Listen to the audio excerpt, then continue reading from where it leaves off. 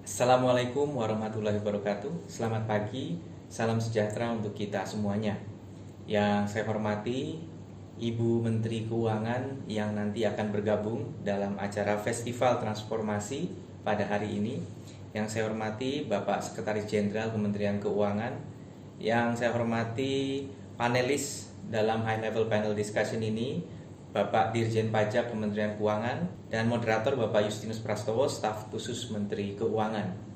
Tentunya pertama-tama saya ingin menyampaikan apresiasi yang sebesar-besarnya atas prakarsa dari Kementerian Keuangan menyelenggarakan Festival Transformasi, yang tentunya transformasi ini mengangkat tema mengenai kapasitas data analytics.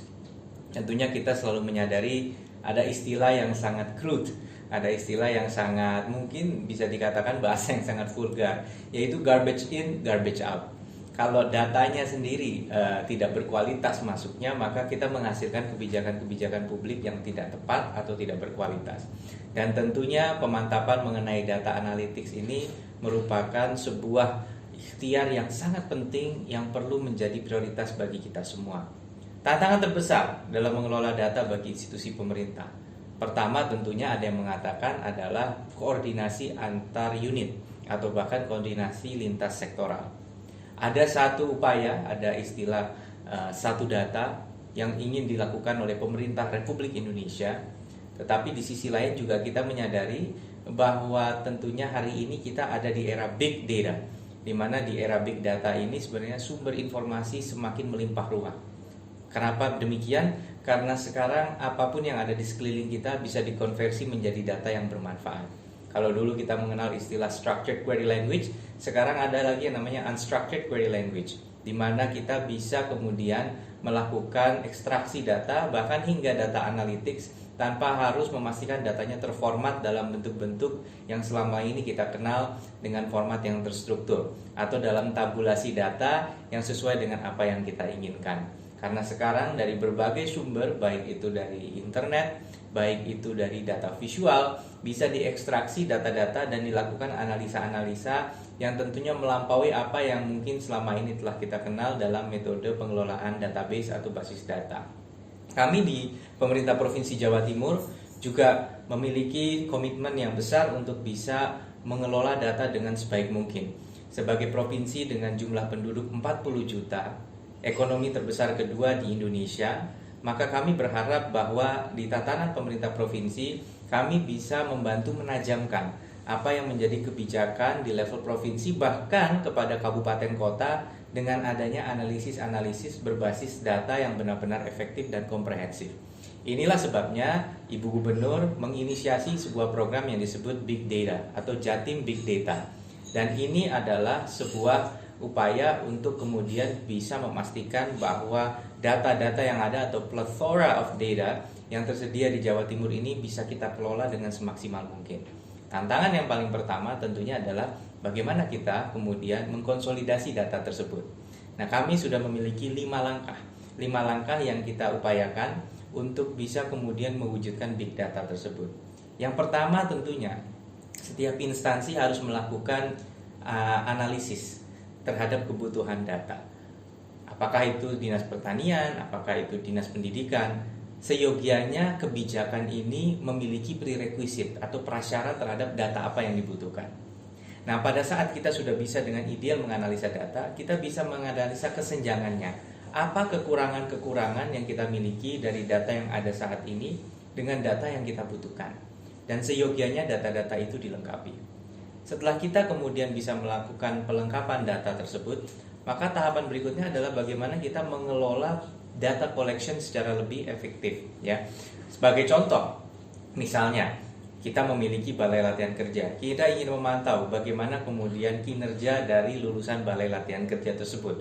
Selama ini mungkin orang mengisi absen secara manual, kemudian absen ini diarsip, ditaruh di dalam map, ditaruh di dalam lemari atau rak. Dan untuk mengumpulkan, kalau kita ada pertanyaan, kami ingin tahu korelasi antara tingkat kehadiran dengan kinerja dia hari ini di dunia kerja, maka akan sulit untuk kemudian kita melakukan itu, karena kita harus membongkar data lagi, membongkar arsip lagi, dan mengonversi itu ke dalam satu tabulasi yang kemudian memungkinkan kita melakukan analisa tadi. Tetapi belum lagi juga apabila ternyata data tadi itu tidak real, orang titip absen dan lain sebagainya. Tapi bayangkan kalau misalnya dia menggunakan fingerprint yang langsung terkoneksi ke server, server langsung mencatat. Maka dengan demikian bukan hanya lebih efisien karena kita menghilangkan ketidakakuratan akibat data entry, tetapi data ini sudah langsung digital. Dan saat ini terformat menjadi data digital, melakukan berbagai macam analisa menjadi lebih mudah. Nah, inilah yang kemudian kita coba lakukan di dalam 5 step ini, bagaimana kemudian kita bisa mengidentifikasi cara-cara data collection yang lebih tepat, data-data collection yang lebih efisien menggunakan teknologi hari ini. Ada artificial intelligence, yaitu crawling yang bisa dilakukan terhadap berbagai sumber data. Ada Internet of Things seperti tadi, kita bisa melakukan fingerprint yang langsung terkoneksi, ya. Dan masih banyak lagi metode-metode untuk data collection.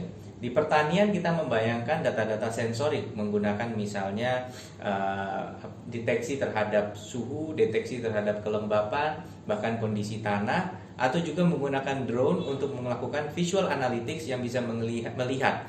Saat ini sebagai contoh dengan menggunakan foto analisis sudah bisa dilihat bagaimana progres dari tanaman-tanaman yang dibudidaya.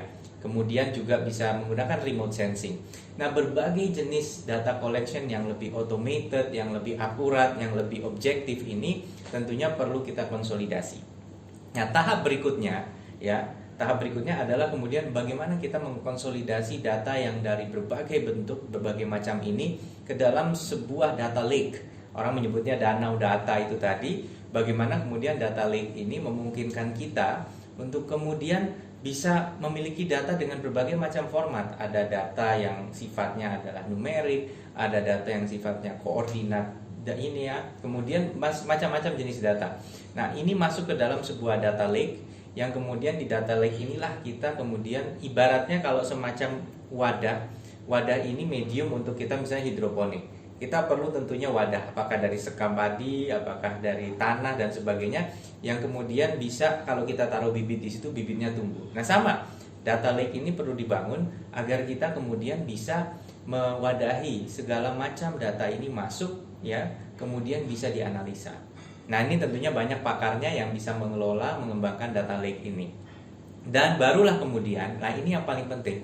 Kesalahan terbesar adalah menganggap data analytics adalah sebuah project IT semata. Kesalahan terbesar adalah menganggap bahwa data analytics atau big data analysis adalah sebuah pekerjaan yang melibatkan hanya pakar IT. Karena data science pada esensinya sebenarnya melibatkan kepakaran subject matter expert atau kepakaran di disiplin masing-masing. Big data atau data science harus seyogianya bisa melihat sensing apa saja data yang ada dan bagaimana ini relevan dengan analisis-analisis bahkan yang sifatnya adalah frontier atau novel ideas untuk mengelola data. Inilah sebabnya mulai tahun 2020 ini pengelolaan big data bukan saja dilakukan di Dinas Komunikasi dan Informatika, tapi kita juga mengelola big data melalui Bapeda. Bagaimana kita menggunakan data scientist untuk kemudian memberikan input terhadap big questionnya, the big picture. Jadi asking the right question itu juga bagian dari big data. Apakah kita ingin menjawab apa yang kira-kira menjadi the biggest challenge setelah pandemi COVID-19 misalnya. Nah, ini dijawab dengan menarik berbagai macam data yang ada di internet, yang ada di media massa, yang ada bahkan di lini masa media sosial, untuk kemudian kesemuanya diintegrasikan ke dalam analisa yang memberikan jawaban-jawaban atau memungkinkan kita asking the right question. Dari pertanyaan besar kemudian mengerucut menjadi pertanyaan kecil. Sehingga big data di Jawa Timur yang di 2019 difokuskan kepada basis data, integrasi basis data, menghilangkan sekat-sekat atau silo dalam sektor, tetapi juga kemudian bisa menjadi sebuah tools untuk planning. Jadi bukan hanya pekerjaan IT, tetapi juga pekerjaan dari para planners atau perencana. Nah, inilah yang kemudian kita coba wujudkan di dalam inisiatif Big Data di Jawa Timur. Mulai tahun ini, Bapeda mulai juga, apalagi kita sedang melakukan review terhadap dokumen perencanaan pembangunan, maka kita mengintegrasikan hal tersebut. Bagaimana Big Data memungkinkan kita asking the right question, dan secara derivative question itu kemudian muncul menjadi sebuah pertanyaan yang semakin bisa mengerucutkan strategi-strategi kita. Nah, bagaimana perkembangannya terhadap program 2019 yang berkaitan dengan transformasi data tadi. Nah, kami memang memulai dengan hal yang paling sederhana. Bagaimana dinas-dinas ini tidak lagi mengelola datanya secara terpisah. Nah, COVID-19 ini membawa sedikit dampak positif ya, atau bahkan membawa dampak positif yang signifikan sebenarnya kepada upaya big data kita. Karena sebagai contoh, kita di Jawa Timur tiba-tiba harus bisa mengintegrasikan sektor-sektor mana saja yang terdampak akibat COVID-19. Apakah pelaku ekonomi di sektor perhubungan, apakah pelaku ekonomi di sektor pertanian, apakah kemudian ada di sektor pendidikan, ya. Data-data ini kemudian terintegrasi karena unit yang paling penting adalah unit keluarga. Ada nomor KK, ada NIK, ya. Nah, sekarang bagaimana kemudian data dari berbagai sumber ini bisa kita integrasikan. Nah, disinilah kita kemudian meluncurkan di awal tahun ini ya big data berbasis NIK, ya, atau kita sebut ya data big data berbasis kependudukan. Sehingga dari analisis ini memungkinkan kita apabila ada aspirasi yang masuk di dinas-dinas tertentu, ini bisa kemudian kita lakukan konsolidasi data. Ternyata di keluarga ini ada yang mengikuti program ini, ada yang dapat prakerja di KK yang sama, dia juga di keluarga yang sama mendapatkan program lain. Nah, setelah kita bedah analisa ini, memungkinkan kita memastikan intervensi per keluarga ini bisa benar-benar tidak tumpang tindih. Dan ini kita lakukan. Saya sebagai analogi, misalnya ada seseorang yang namanya misalnya Emil, nama saya sendiri. Emil ini misalnya, atau ya panggilan saya katakan Emil ini misalnya, Emil orang lain tapi ya bukan Emil saya misalnya. Di dinas pendidikan dia wali murid, ya. Di dinas sosial mungkin Emil ini adalah seseorang yang menerima bantuan. Di dinas kesehatan saya adalah pasien puskesmas yang mungkin punya penyakit bawaan atau komorbid, ya. Walaupun ini tentunya data yang sebenarnya rekam medis yang rahasia, tapi anggaplah saya ini adalah pasien misalnya. Kemudian tentunya di dinas pertanian mungkin saya salah satu anggota koperasi. Nah, bayangkan kalau ini dikelola terpisah, maka kebijakan kita hanya sektoral, tidak lagi lintas sektor. Nah, makanya yang kita launching big data berbasis NIK kita sebut JDI, Jatim Enhanced Data Insight. Ini memungkinkan semua data itu ya kemudian bisa kita konsolidasi berbasis NIK.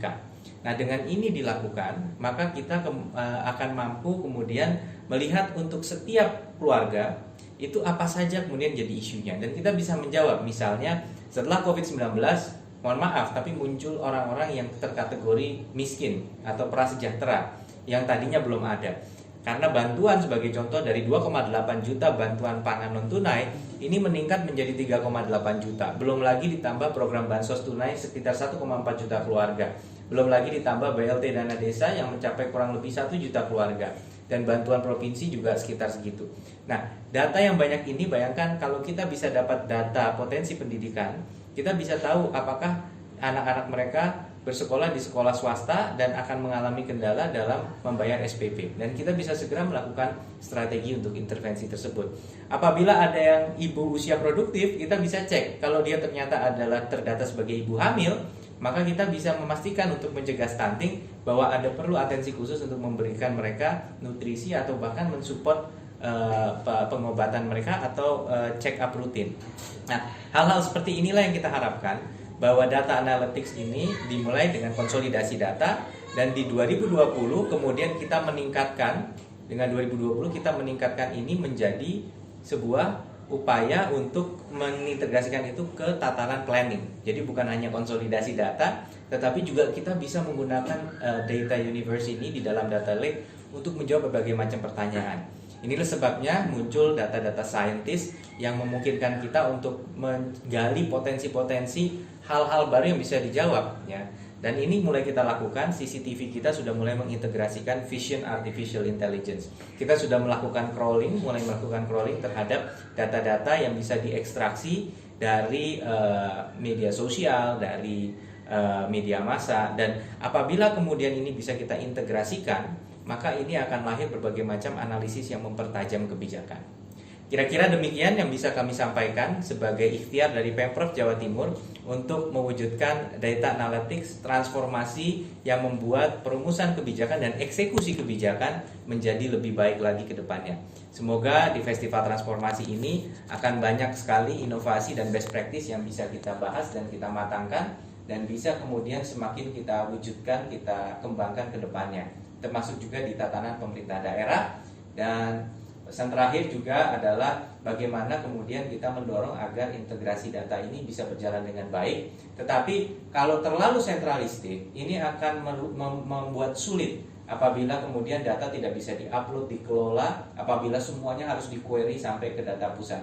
Sehingga mudah-mudahan ada solusi antara yang tepat yang bisa mendorong integrasi konsistensi data, menghindari tumpang tindih investasi IT dan lain sebagainya, tetapi kita tetap bisa kemudian mendorong inovasi di tingkat pemerintah daerah dalam mengelola data, menyempurnakan data, dan memanfaatkan data. Terima kasih. Assalamualaikum warahmatullahi wabarakatuh.